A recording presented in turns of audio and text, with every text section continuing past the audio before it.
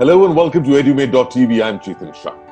We learn to live and live to learn in what has turned out to be an unprecedented situation, with history being written across the geography of Mother Earth. And a minor virus has created a major catastrophe, making us rethink, rewind, reset, reboot before we rebuild a new future, a new normal. In the world of education, higher education in particular, the one trait required to overcome the challenges is the trait of wisdom.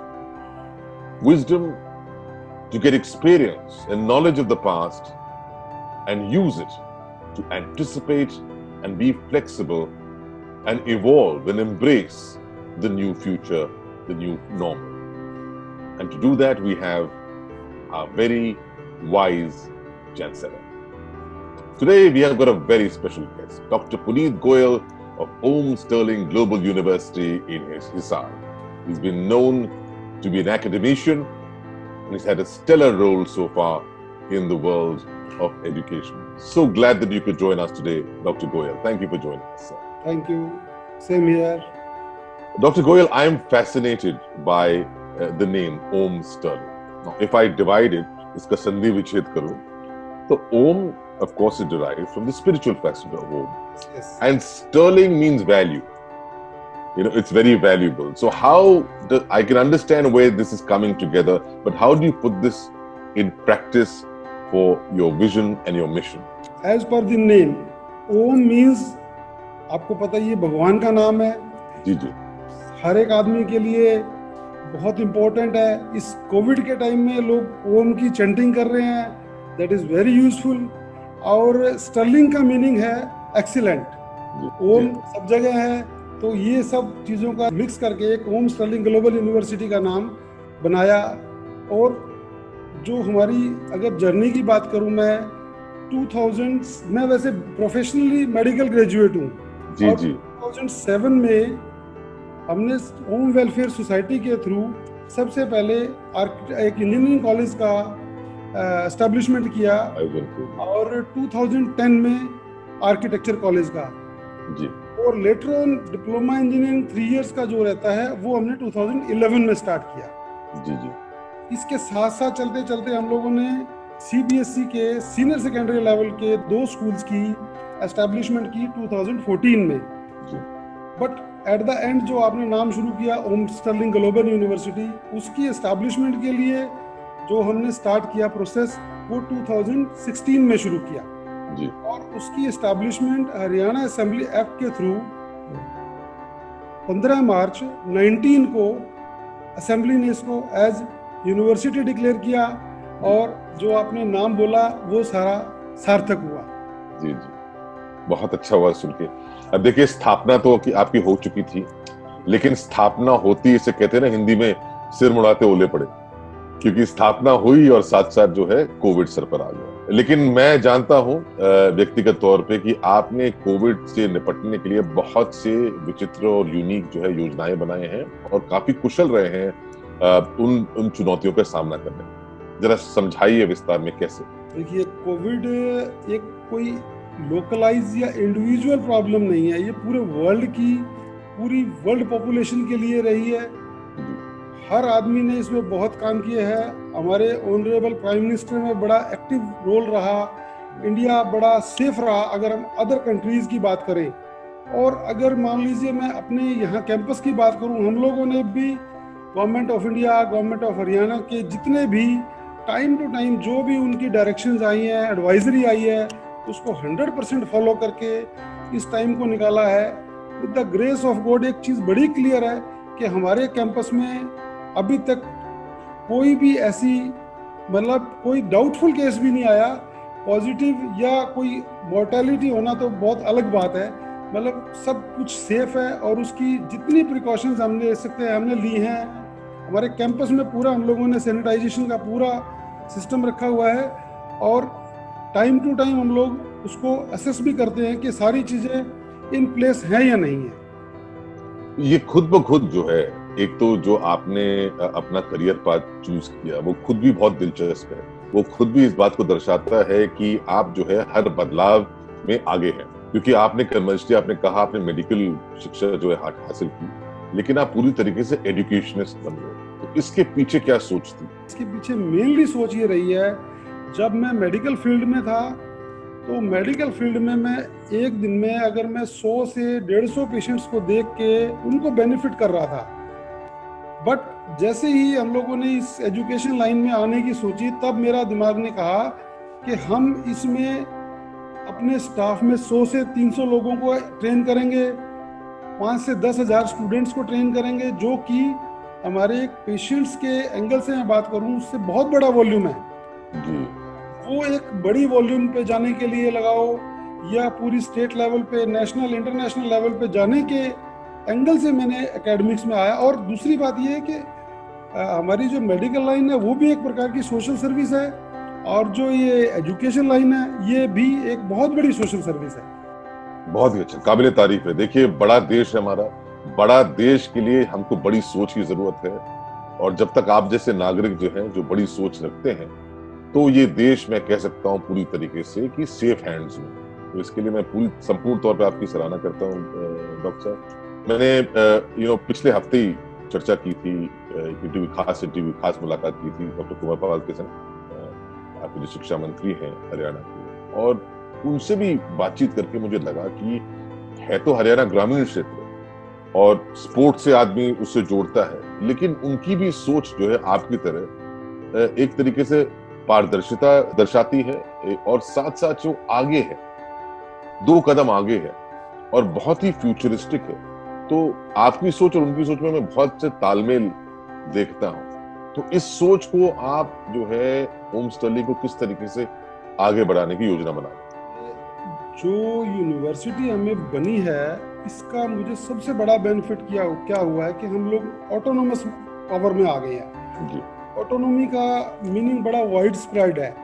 जब हम लोग university बनने से पहले Kurukshetra university के under थे या GJU के अंडर थे, तो हमें एक फिक्स पैटर्न दिया जाता था एकेडमिक्स का कि आपको सेमेस्टर है, इस सेमेस्टर में ये वर्किंग डेज हैं, इन वर्किंग डेज में आपका ये शेड्यूल है, आप उस शेड्यूल को फॉलो करें तो आपका सिलेबस पूरा होता था।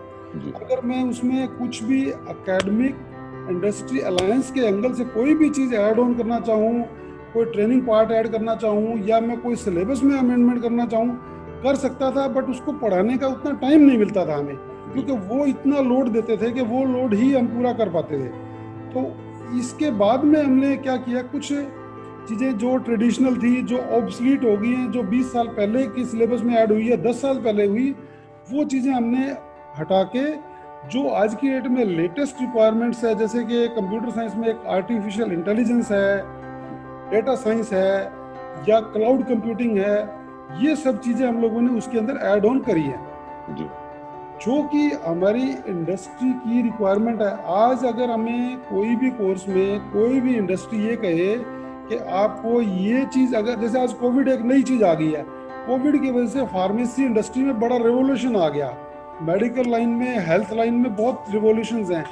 अगर कोई इंडस्ट्री मुझे कहे कि आप इस इंडस्ट्री की ये रिक्वायरमेंट है, अगर आप इस बच्चों को ये सिलेबस और ये थोड़ा और करिकुलम ऐड कर देंगे तो ये स्टूडेंट्स को मैं जैसे ही बच्चा पास होगा मैं प्लेस करूँगा, तो वो चीज़ मेरे हाथ में आ गई है, और वो मैं उसके अकॉर्डिंगली डेली बेसिस पे हम लोग उसको करिकुलम को चेंज करने की कोशिश करते हैं।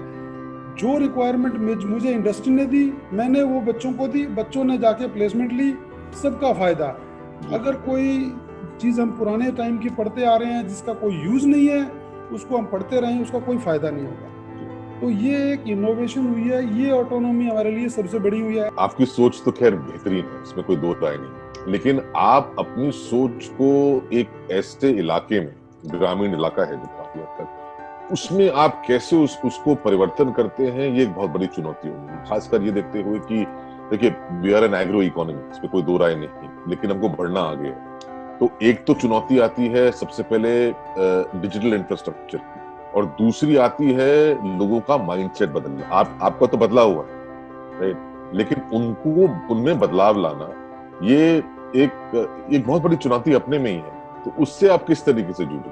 कोविड को अगर हम ये सोच लें कि ये अनफॉर्चुनेट है वर्ल्ड के लिए या इंडिया के लिए, मुझे लगता है ये इंडिया के लिए अनफॉर्चुनेट नहीं है, क्योंकि इसके अंदर अगर एक पॉजिटिव चीज़ देखते हैं ना, मुझे 10 साल पहले भी कुछ लोग मिलने आए कि जी आप ऑनलाइन क्लास लगाओ, आप ऑनलाइन एग्ज़ाम लो, ऑनलाइन बहुत सारी चीज़ें करने की उन्होंने कोशिश करी। बैंक्स ने भी बात करी कि आप ऑनलाइन फीस स्ट्रक्चर को भी ऑनलाइन में कन्वर्ट करो, बहुत सारी चीज़ें आई। बट हम लोगों का माइंड सेट ऐसा रहा कि हम लोगों ने इस चीज़ को इम्प्लीमेंट करते वक्त थोड़ा सा अपने आप को कंजर्वेटिव फील किया। बट कोविड ने ज़बरदस्ती इम्पोज करी कि आपको क्लास ऑनलाइन लगानी है, आपको एग्ज़ाम ऑनलाइन लेना है। तो वो चीज़ें अगर हम पॉजिटिव माने तो उसके बाद वो इम्प्लीमेंट डेज में हो गई, जो 10 साल में नहीं हुई है। पिछले दिनों में हमने स्कूल की भी क्लासेस ऑनलाइन ली, वेबिनार्स कंडक्ट किए। तो डिजिटलाइजेशन जो प्रेशर से ये इन 3 महीने में हुआ है, शायद अगर ये कोविड ना आता तो ये 6 साल में भी नहीं होता। यही अग्रिम सोच होती, और इसलिए हमने ये प्रोग्राम का नाम ही रखा है वाइस चांसलर, और आपसे सीख रहे हैं इसके बारे में कि विजडम कहाँ से आती है, और यही आप दर्शा रहे हैं। इसलिए आप सबसे उचित है हमारे शो के लिए, वाइस चांसलर की उपाधि के लिए। देखिए, विजडम जो है केवल एक एजुकेशनिस्ट के लिए नहीं, सरकार के लिए भी बहुत जरूरी है। लेकिन कभी कभी विजडम के साथ साथ कॉन्फ्लिक्ट पैदा होता है, वाद विवाद पैदा होता है। सरकार ने, क्योंकि ये एक ऐसा एक अनप्रेसिडेंट रहा है, एक अनिश्चितता का माहौल रहा है, तो लाजमी सी बात है कि उनकी सोच में भी बहुत भेदभाव होंगे। बहुत से निर्णय लिए गए हैं, चाहे वो एग्जामिनेशन को स्क्रैप करने के लिए निर्णय लिए गए हैं, उसको स्थगित करने के लिए लिए गए हैं, ऑनलाइन एजुकेशन को पारित करने के लिए लिए गए हैं, फी स्ट्रक्चर पर बहुत चीजें बातचीत हुई है, बहुत से आवाज उठे हैं उसके खिलाफ भी। अब इन सब के बीच में जो है एक राज्य अपने निर्णय ले रहे हैं, केंद्र सरकार अपने निर्णय ले रहे हैं, तो कुल मिला के बहुत ही एक असमंजस का माहौल बन गया। आपकी क्या सोच है इस माहौल में? गवर्नमेंट ऑफ इंडिया ने, हमारे honourable prime minister Modi ji ने बहुत एक्सीलेंट रोल प्ले किया है, and we are lucky enough कि हम लोग हरियाणा स्टेट में हैं। हमारे जो मुख्यमंत्री हैं और जो हमारे शिक्षा मंत्री हैं कंवरपाल गुर्जर जी, ये सारी टीम इतनी एक्सीलेंट टीम है कि बड़ी एग्रेसिव सोच है, बड़ी पॉजिटिव सोच है। और अब मान लीजिए लोगों की कंट्रोवर्शियल बात आती है फीस को लेके या एग्ज़ाम को लेके या क्लासेस को लेके, वो कंट्रोवर्शियल इसलिए आ रही है कि कोविड का खुद का नहीं पता हमें कि कोविड अगले 5 दिन में या 15 दिन में या 3 महीने में क्या करने वाला है। उसके अकॉर्डिंगली जो ये टाइम टू टाइम डायरेक्शंस दे रहे हैं, बिल्कुल ठीक है। बाद में तो हर कोई बोल देगा कि उस टाइम पे ये फैसला नहीं करना था, ये करना था, पर जो आज डिसीजन लिया जा रहा है वो बहुत इंपॉर्टेंट है और वो बहुत सोच समझ के और ठीक लिया गया है। इसमें कोई असमंजस नहीं है, मैं बिल्कुल सेटिस्फाइड हूँ। जो बात आती है भी पब्लिक की, लोगों की भी फीस के बात को लेके, उनको ऐसा नहीं सोचना चाहिए। ठीक है, इकोनॉमी के लिए सब लोगों को प्रॉब्लम आ चुकी है, फाइनेंशियल्स में सब लोगों को परेशानी है, बट इस चीज़ को अगर हम 2020 का साल सब लोग मिलके, चाहे वो स्टूडेंट्स हैं, चाहे पेरेंट्स हैं, चाहे मैनेजर्स हैं, चाहे मैनेजमेंट है, चाहे ऑफिशियल्स हैं, चाहे कोई पॉलिटिशियंस हैं, अगर हम इसको सेफली निकाल के और मिनिमम लॉसेस के साथ, मिनिमम मोर्टेलिटी के साथ निकल जाते हैं, तो ये बहुत बड़ी बात है। और जो बात असमंजस की है वो तो अभी और भी अगले 3 महीने रहेगी, बट कोई फोरकास्ट नहीं कर सकता कि अगले 3 महीने में कोविड क्या करेगा। मे भी बिल्कुल जीरो हो जाए और मे भी कि आज से भी 100 टाइम चला जाए। अगर वो 100 टाइम जाएगा तो सारा सिस्टम चेंज होगा। तो उसके लिए आज का डिसीजन बिल्कुल सही है, इसमें कोई असमंजस नहीं है मेरी तरफ से। अब गुल साहब ये बताइए कि एक तो आपने आश्वासन दिया, उसके लिए बहुत बहुत शुक्रिया, बहुत बहुत धन्यवाद। आप तो आश्वस्त हैं, लेकिन इस पूरे शिक्षा क्षेत्र में बहुत से लोग ऐसे हैं जो आश्वस्त नहीं हैं। उनके लिए मैं चाहता हूं आपका क्या सुझाव होगा, और मैं एक एक करके उनका नाम गिनता हूं। एक तो छात्र आपने बताया, दूसरा माता पिता हो गया, तीसरा शिक्षक हो गया, कुछ टीचर, चौथा जैसे प्रिंसिपल और वाइस प्रिंसिपल हो गया, और उसके ऊपर जो वाइस चांसलर हैं, जो बड़ी बड़ी विश्वविद्यालय चला रहे हैं, संस्थान चला रहे हैं, उन हर एक के लिए डॉक्टर पुनीत गोयल का क्या सुझाव? मैं सबसे पहले स्टूडेंट्स को बोलूँगा, आई एग्री कि जो ऑनलाइन क्लासेस हो रही हैं उसकी एफिशिएंसी, अगर मैं क्लासरूम टीचिंग की बात करूं, उसके कंपैरिजन में वो मे बी 50% भी नहीं है। उसके पीछे कई रीज़न है। जब टीचर उसको टीचिंग करता है, अगर क्लास में 30 से 40 स्टूडेंट्स हैं तो 10 स्टूडेंट्स का तो कई बार इंटरनेट वर्क नहीं करता और वो 10 स्टूडेंट्स उस टाइम रह जाते हैं। कुछ लोगों का करता है तो पार्टली करता है, पर मैं ये कहूँगा कि 50% भी अगर उन स्टूडेंट्स की टीचिंग हो रही है तो उनको उससे सेटिस्फाइड होना चाहिए, क्योंकि 100% एफिकेसी इस सिचुएशन में लाना बड़ा चैलेंज है। बट एक चीज़ हमने सीखी है कि ऑफलाइन टीचिंग, जो क्लासरूम टीचिंग थी, ये सूनर और लेटर ऑनलाइन में कन्वर्ट होनी थी, चाहे वो 10 साल में होती चाहे 2 साल में होती। उसका कन्वर्जन इस टाइम होके और जो उसकी 50% आउटपुट आ रही है उससे स्टूडेंट्स को सेटिस्फाई होके अपनी खुद मेहनत करनी चाहिए और उसको सिलेबस को कवर करना चाहिए। In the same way teachers की भी एफिकेसी की रिक्वायरमेंट है कि वो जितना काम वो क्लासरूम टीचिंग में करते थे, उनको चाहिए कि स्टेटिस्टिकली वो अपनी टीचिंग को और इम्प्रूव करें, क्योंकि बहुत सारे टीचर्स ऐसे हैं जो ऑनलाइन से टीचिंग करने में इतने ज़्यादा अग्रेसिव या कंपेटेबल नहीं है। उनको प्रॉब्लम, उनको मतलब ये समझ लीजिए जो पहले मेहनत करते थे उससे डबल मेहनत की रिक्वायरमेंट है, तब जाके वो कोप अप कर सकते हैं, स्टूडेंट्स को हेल्प कर सकते हैं। बात आती है पेरेंट्स की। पेरेंट्स का काम है फी देना।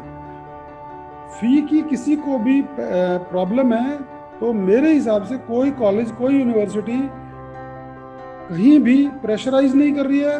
पूरे कोऑपरेटिव हैं सब लोग, सब चाहते हैं किसी की फीस पार्ट पेमेंट में आती है, नो प्रॉब्लम, डिलेड आती है, नो प्रॉब्लम, कोई पेनल्टी देने को तैयार नहीं है, सब लोग बड़े कोऑपरेटिव हैं। तो पेरेंट्स को भी उसी कोऑपरेशन के साथ मैनेजमेंट या प्रिंसिपल या वाइस चांसलर्स को कोऑपरेट करना चाहिए। अब आती है वाइस चांसलर्स लेवल की। तो वाइस चांसलर लेवल का तो काम बढ़ ही गया प्रिंसिपल्स का, क्योंकि उन्होंने स्टूडेंट्स को भी मॉनिटर करना है और टीचर्स को भी, और जितने भी ये लोग हैं जो वीसी हैं या प्रिंसिपल्स हैं, ज़्यादातर लोग 50+ एज ग्रुप के हैं, जिसकी वजह से उन लोगों को खुद को बड़ी प्रॉब्लम है, क्योंकि वो लोग ऑनलाइन सिस्टम से सिंक्रोनाइज नहीं है। तो उन लोगों के लिए मेहनत का टाइम है, उनको भी मेहनत करके उसके साथ में सिंक्रोनाइज करना चाहिए, स्टूडेंट्स को भी, पेरेंट्स को भी, टीचर्स को भी, कि वो किसी भी तरह से प्रॉब्लम फेस ना करें। शिक्षा जो है एक सामाजिक सेवा भी है, लेकिन साथ साथ एक पेशा। अब दोनों के बीच में तालमेल किस तरीके से बनाया जाए, बिकॉज बहुत से लोग इसमें सफल रहे हैं आपकी तरह, लेकिन उससे भी ज्यादा लोग इसमें विफल हैं। ये आपकी बात थोड़ी सी डिफरेंट है कि पेशा और शिक्षा समाज सेवा। मेरे हिसाब से शिक्षा समाज सेवा है ज्यादा, पेशा उतना है जिससे कि काम चलता रहे। स्टूडेंट से इतनी फी कलेक्ट होके कि अगर हम मान लीजिए टीचर को भी थोड़ा रिक्वेस्ट करके कम करते हैं, प्रिंसिपल को, वीसी को, सब लोग कम कर रहे हैं, स्टूडेंट भी कम करके दे रहा है, तो ब्रिज की तरह काम करते हुए हम लोगों को उसको एक टाइम को निकालना, जैसे पहले मैंने यही बताया कि ये कोई बहुत लंबा फेज नहीं है 6 मंथ का। इसमें अगर कोई घबरा के सिस्टम को छोड़ देगा या पैनिक होगा या स्टूडेंट से कुछ करेगा कि भी जरूर दो, या टीचर से प्रेशर करेगा, वो चीज़ किसी के लिए भी ठीक नहीं रहेगी। इसमें तो बस यही है कि हमें इतना करना चाहिए, इसको पेशा तो बिल्कुल नहीं सोचना चाहिए, सिर्फ हमें अपने काम चलाने के फाइनेंस कलेक्ट करके काम चलाना चाहिए और बड़े माइजरली यूज करना चाहिए ताकि हमारा टाइम निकल जाए। बस ये सोच अपने आप में बहुत उच्च सोच है, इसके लिए भी बहुत बहुत शुक्रिया इस सोच को दर्शाने के लिए। अब डॉक्टर गोयल साहब, जब आप एक देश का चरित्र बनाते हैं, तो एक देश के चरित्र को बनाने के लिए सबसे पहले उस देश के छात्रों का चरित्र बनाना बहुत जरूरी है। और जब चरित्र की बात चलती है तो शिक्षा में केवल एग्जामिनेशन या पढ़ाई लिखाई या खेल कूद में उससे बहुत आगे बढ़े। तो ये बताइए कि ओम स्टर्लिंग जो है एक शिक्षा का पूरी तरीके से एक चरित्र बनाने के लिए क्या क्या करें? जो हमारे ऑनरेबल प्राइम मिनिस्टर मोदी जी है, उन्होंने एक बड़ी नई चीज शुरू की है, योगा, जो कि थी तो 300-500 साल पहले भी, 1000 साल पहले भी थी। ये जो आसन है, योगा है, मेडिटेशन है, ये सब चीज़ें बहुत पुरानी हैं, तो सब चीज़ें हमारे ग्रंथों में लिखी हुई हैं, पर इन्होंने इसको दोबारा से शुरू किया। हमने भी इसी कड़ी में एक योगा के कुछ कोर्सेज शुरू किए, BSc, MSc and diploma, even PhD भी योगा के कोर्सेज। इसका हमारा मेन पर्पस ये था कि ये कोर्सेज अगर हमारे कैंपस में होंगे तो इनसे रिलेटेड फैकल्टी भी होगी, इनसे रिलेटेड फैकल्टी से हम लोग सारे ही स्टूडेंट्स को भी ग्रूमिंग करेंगे इसके साथ साथ हमने कुछ हैप्पीनेस के प्रोग्राम शुरू किए हैं, जिससे कि बच्चों के अंदर जो आज की डेट में एक डिप्रेशन और एक सैडनेस फील हो रही है, वो भी उससे रिकवर हो रही है। अगर उसकी टीचिंग के साथ हम लोग उसकी जो मेंटल सेटअप अगर अच्छा रखते हैं, एक चीज़, दूसरा उसके माइंड में कोई कन्फ्यूजन, डिप्रेशन ना हो, वो हर टाइम एक डिसीजन लेने के लिए उसके अंदर पावर हो, फर्म डिसीजन ले, स्टैंडिंग रहे, वो सारी चीज़ें इंप्रूव करने के लिए योगा बड़ा हेल्पफुल है। हम ये करवा रहे हैं। बाकी तो जैसे प्लेसमेंट को लेके है, या सॉफ्ट स्किल ट्रेनिंग है, या जीडी इम्प्रूवमेंट है। और अब जैसे ये कोविड आया, तो कोविड की वजह से हम लोगों ने, जो कि हमने पहले ही कुछ पैरामेडिकल के कोर्सेज शुरू किए थे, जैसे कि हमने डिप्लोमा है या ग्रेजुएशन है या पोस्ट ग्रेजुएशन लेवल पे ऑप्टोमेट्री है, रेडियोग्राफी है, रेडियोथेरेपी है, या ऑपरेशन थिएटर टेक्नोलॉजी है, और ये सारी हमारी यूनिवर्सिटी के अंदर यूएसपी है, योगा करवाना। इन चीज़ों से हम लोग इसको इम्प्रूव कर रहे हैं स्टूडेंट्स के लिए। डॉक्टर गोयल जी, आपकी जो सोच है और आपके जो नियम, उससे मैं तो आज बहुत ही प्रभावित हुआ और बहुत सीखा है। तो आपने हमें सिखाया, हमें समझाया, हमें प्रेरित किया। इसके लिए सही मायने में आप हमारे वाइस चांसलर रहे हैं, हमसे आप रूबरू हुए हैं, उसके लिए बहुत बहुत शुक्रिया हमसे जुड़ने के लिए। आपके बारे में बहुत कुछ सुना था, पर आज हम लोग डायरेक्टली बात कर रहे हैं। और आपके टीवी के बारे में मैं क्या बताऊं, बहुत अच्छी सर्विसेज है सोसाइटी के लिए जो ये आप कर रहे हैं। जो आप मेरा मैसेज सब लोगों को देंगे, इससे कहीं ना कहीं कुछ लोगों को फायदा होगा, उसका सारा श्रेय आपके टीवी को जाता है।